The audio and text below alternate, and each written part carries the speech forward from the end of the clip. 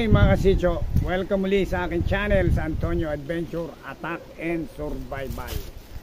Sa araw na ito, ang ating kababalaghan adventure stories ay tungkol sa isang tunay na pangyayari at kwento ng isang babae na siya noong bata pa ay muntik nang maging palit aswang.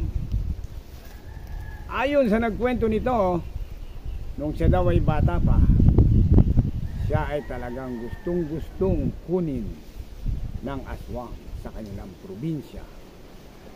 At yung nanay niya mismo ang nagkwento sa kanya hanggang sa paglaki niya, nagkaroon siya ng asawa, anak at apo. Hindi niya malilimutan ang kwentong palit aswang.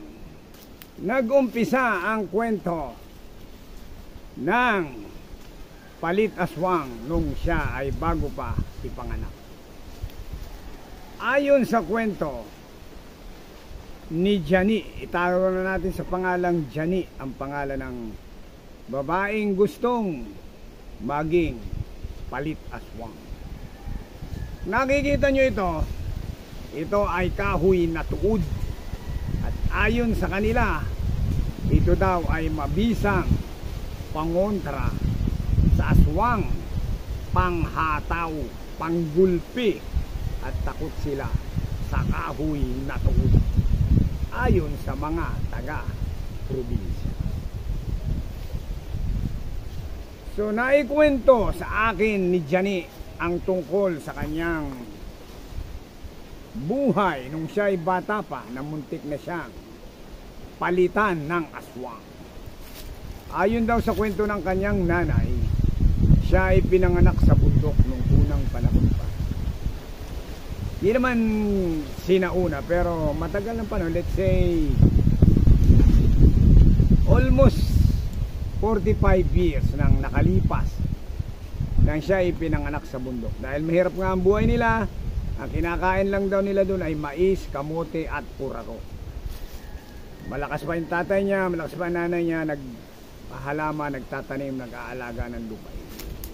Nung siya daw ay ipinanganak, ay may mga dumaan na mga aita o dumagat.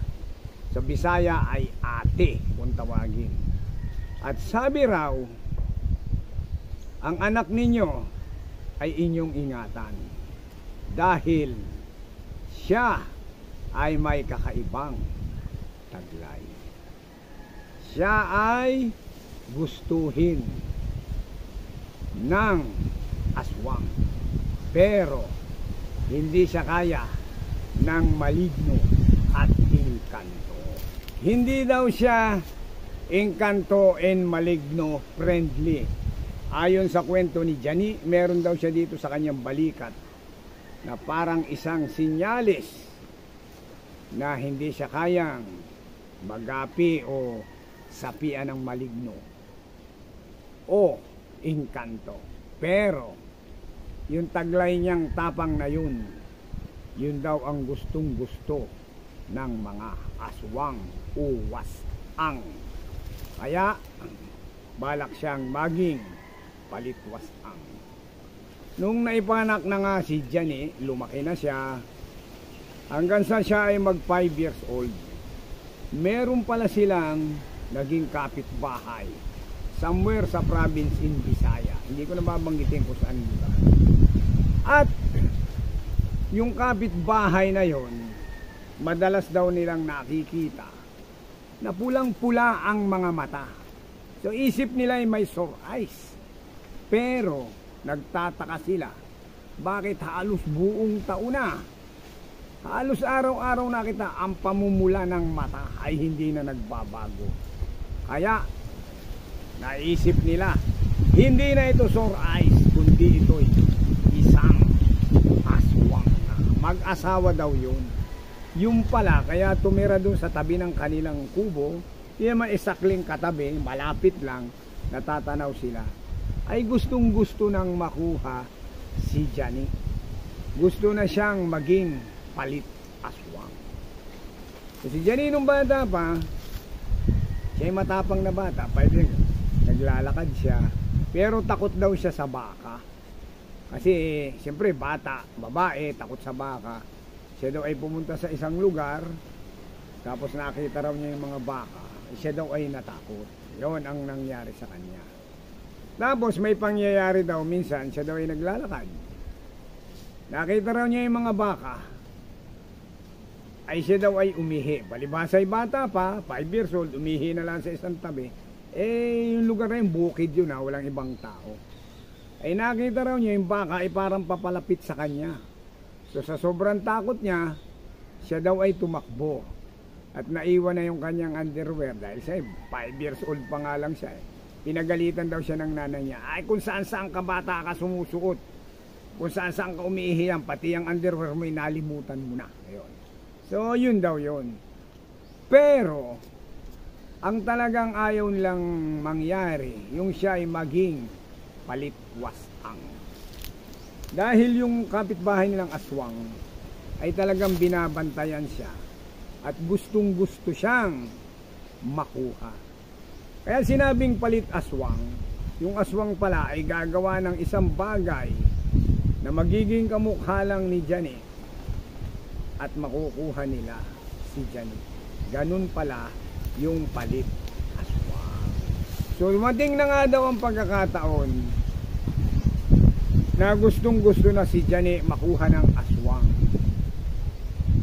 So yun daw tao, yung namumula ang mata, nakapit bahay nilang aswang sa probinsya. Dahil malayo sila sa bayan So nung araw naman, uso yung mga ganyan na kwento na aswang-aswang, no malig, towing cans, kung ano-ano. So yun daw tao, yung babaeng aswang, may dala-dala daw na sahing. Alam nyo ba yung sahing? Yun ay tuyong dahon ng saging. Papakita ko sa inyo kung ano ang hitsura nun. Ito kasi kaya ko dinala para panggulpi ko kung sakaling may umatak na wasang. Takot sila dito. Ito mo naman ang hitsura. Sa hitsura pa lang. Pag sila'y nagulpi ko nitong matigas na parte na ito, panghataw sa aswang. Pero mas takot pa rin sila sa gulok. Mamaya pakita ko sa inyo yung gulok. Pero yung sahing muna papakita ko sa inyo. Ito ang dahon ng saging na tulunan. Kung tawagin ay sahing o daying, whatever. Ito pala ang ginagawa nung ito, maganda itong pansiga. Gusto mong gawing tender para makapagsiga ka, ito ang pinaka maganda kasi ito yung tuyo ito. Lalo na ngayong nag-init, maganda itong pagsiga. Pero ayon sa kwento daw ng nanay ni Janet, habang tinititigan daw siya ng aswang tuwing siya maglalaro, yung aswang daw ay may hawak na ganito. At kinukorte daw itong tao. Gumagawa siya ng parang manika. Parang manika na tuyong dahon ng saging. Yung pala, ito ang gagawing palit aswang. Ayon sa kwento, pag ito daw ay nakurti na niyang parang kurting bata. Kailangan magkurting bata ito. Gagawa tayo ng kurting bata. Para makita nyo kung ano itong hinuhulma ng aswang. Mga kasitso, ipapakita ko na sa inyo kung ano yung sinasabi nilang palit aswang. Ito, kung makikita nyo ito, yan, ito yung kamay, ito yung dalawang kamay, ito yung pinakang ulo. Yan parang kurting bata lang yan, itong paa yan. Ayon sa kwento, unang panahon, ang ginagawa pala ng aswang, ang bata ay kukunin niya, ukutuin niya yung bata. Pagkatapos, pag nakuha niya na yung bata, itong sahing na ginawang kurting bata ay ilalagay nila sa lupa. Lalagay nila sa lupa ito. Kurting bata yan. Itong kamay, ito paa, itong ulo. Pagkatapos, pag ito daw ay ibinagsak na sa lupa, binagsak na sa lupang ganyan, ang bata ay hindi na makikita ng kanyang magulang. Sa madalit salita, mawawala na yung bata. At makikita yung sahing na yon na nasa lupa, na ang tingin ng tao, yung bata ay patay na o wala ng buhay. Pero yan yung sinasabing palitwasang. Ang tingin lang ng mga tao, ayun yung bata, dadalhin nila, akala nila may sakit. Pagkatapos, yung bata kasama na ng aswang. At aampunan nila at gagawin na rin nilang aswang. Ang kwentong ito ay medyo parang, para sa akin, masyadong mahiwaga, masyadong kababalaghan. Pero dahil sa kwentong sinauna nga, ay napakaganda naman pakinggan. Dahil ito, sa mga batang makukulit na pumupunta sa gubat, kung saan ang lugar, ay natitigil ng bahay dahil baka isang araw siya ay maging palit aswang. So yun na nga, nung tuloy-tuloy na nga yung kwento nung nanay ni Jani, dahil yung aswang ay gustong-gusto siyang makuha.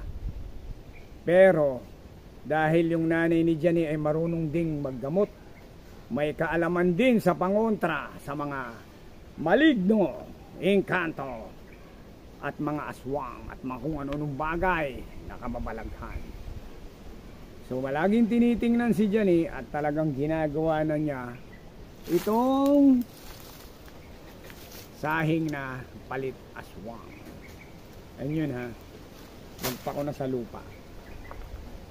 Pero nung maramdaman daw ng nanay ni Jani na talagang nanggigigil na at gustong-gusto na siyang, si Jani gustong-gusto nang makuha ng aswang, sinabi raw ng nanay ni Jani, subukan mo lang nang magkaubusan tayo ng lahi.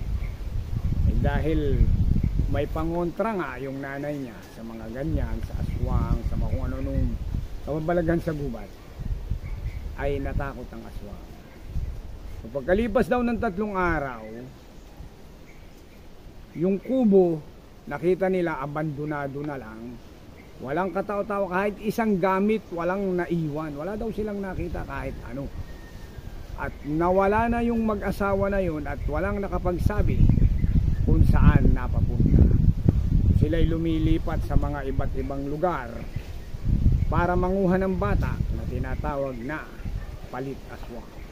Dahil pagtanda nila, yung mga aswang matatanda na, namamatay din sila, gusto nila yung lawa, yung malapot na bagay, ipinapasa nila sa bata para yun ang susunod na maging aswang.